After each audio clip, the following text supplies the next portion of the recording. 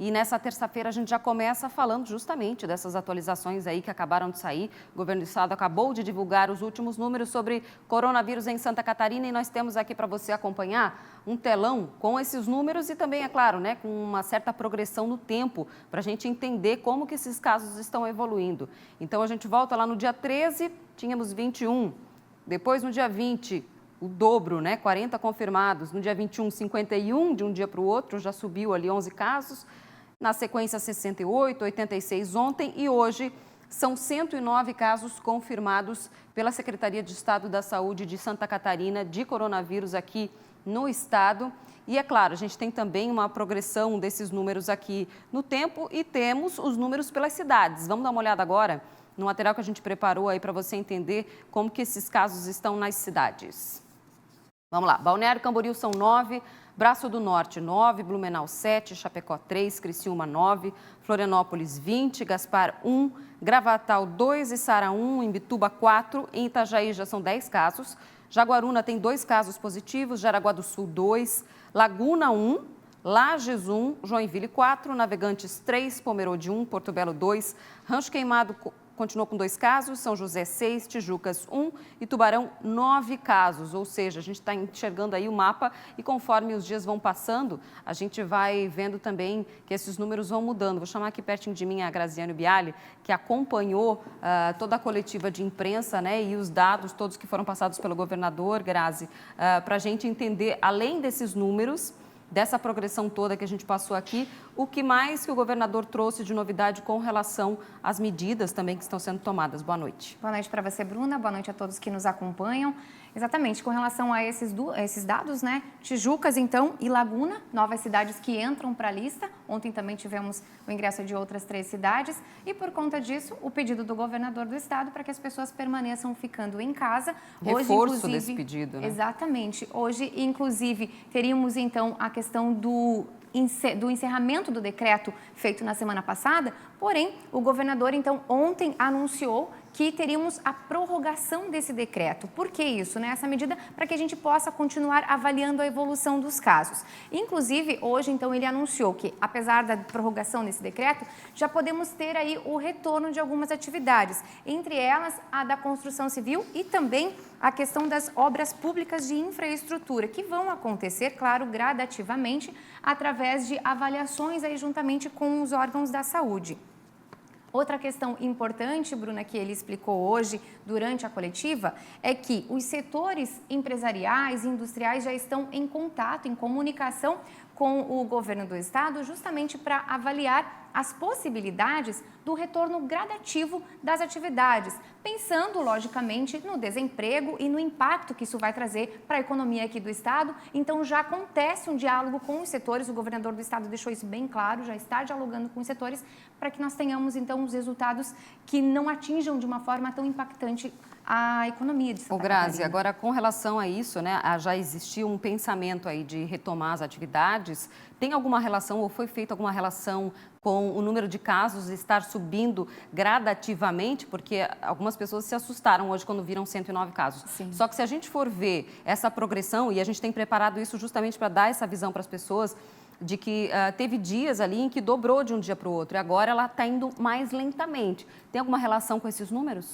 Então, eles ainda estão fazendo essa avaliação e justamente essa é uma boa observação, porque nós tivemos um dia, né, do dia 20 para o dia 21, tivemos o dobro no número de casos. E, por conta das medidas bastante restritivas, conseguimos dar sim uma freada. Porém, ainda o governo não consegue avaliar e afirmar se de fato essa situação está realmente surtindo efeito, portanto, ainda prorrogaram por mais 7 dias, mas já pensando em esse retorno gradativo, claro que mantendo a segurança dos colaboradores das empresas, né? E com segurança também para quem está trabalhando na saúde, para que a gente não sobrecarregue aí a questão do Sistema Único de Saúde aqui de Santa Catarina. Vou pedir para a Cris colocar de novo na tela para a gente a linha do tempo, Cris, para a gente poder lembrar as pessoas de casa desses números que acabaram de sair. Você que está chegando agora com a gente, que está acompanhando, pode encher a tela. Você que está acompanhando a gente a partir de agora no SBT News, esses são os números atualizados do coronavírus em Santa Catarina. Portanto, hoje, dia 24, o governador acabou de fazer essa declaração, né, em coletiva de imprensa. São 109 casos confirmados, com 2 novas cidades que apareceram na lista, que foram Tijucas e Laguna. Então, a gente tem aí uma situação nova, mas que está progredindo lentamente. Agora, tem também a questão da estrutura de saúde, né, Grazi, que foi falado. É verdade. Por enquanto, né, o Estado está bem assegurado, vamos dizer assim, porque os números ainda, apesar de assustadores, né, ainda estão sob controle. Temos apenas 6 pessoas, 6 pacientes destes confirmados que estão em unidade de terapia intensiva em todo o estado. Então, de 109, 6 estão em UTIs. Alguns permanecem internados, mas a maioria deles está em isolamento domiciliar. Porém, o nosso estado já tem hoje, imediatamente, para caso seja necessário, 801 leitos de UTI. E em 30 dias, por conta de toda a verba que vem chegando de doações de empresas, de doação dos órgãos públicos, podemos ter então mais 713 leitos. Aí sim, o governo já faz essa estimativa de que estaríamos tranquilamente preparados para receber os pacientes caso tenhamos um número muito grande de casos nessa situação, né? Precisando de unidade de terapia intensiva. Tá certo, Graziane Bialy. Daqui a pouco você volta com a gente para falar sobre outros aspectos que foram ditos aí em coletivo e também na reunião que o governador teve com o presidente Jair Bolsonaro. Já a Grazi volta com a gente para falar desse assunto, pode Perfeito, ser? Combinado? Pode ser. E agora eu quero falar de um outro assunto, porque ainda a respeito aí de números e atualizações sobre essa situação toda, a gente fala agora de Florianópolis, né? Porque o prefeito Jean Loureiro também fez uma coletiva de imprensa hoje à tarde, falou aí a respeito das pessoas em situação de rua, deu dica para quem quer estudar na quarentena, durante a quarentena, né? Então, as pessoas em situação de rua, que são acolhidas na Passarela da Cidadania e que apresentarem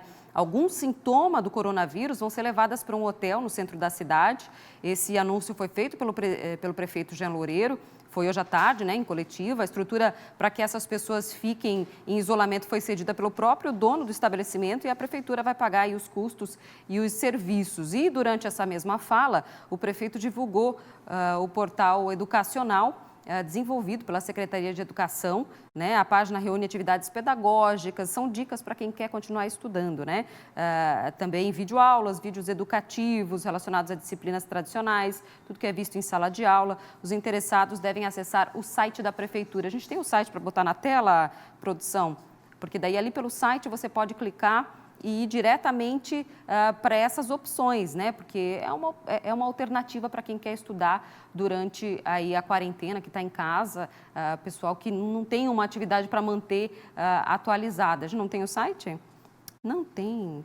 Tá bom, então daqui a pouco a gente vê isso, porque o site é o site da Prefeitura Municipal de Florianópolis, tá, gente? Aí você, entrando lá, clica em Portal Educacional e já vai ter toda essa atualização. Agora, aproveitando que a gente está falando sobre isso, a gente também pode atualizar para você de casa que está valendo o cartão merenda para os alunos da rede municipal aqui de Florianópolis, cadastrados no Bolsa Família, tá? Eles vão receber R$100 por mês e um cartão merenda. Nessa primeira fase, o benefício vai estar disponível online em um aplicativo, ou seja, as pessoas vão comprar nos estabelecimentos cadastrados e o pagamento também é por um aplicativo chamado Meu Vale. A gente vai ver como faz para se cadastrar. Olha só.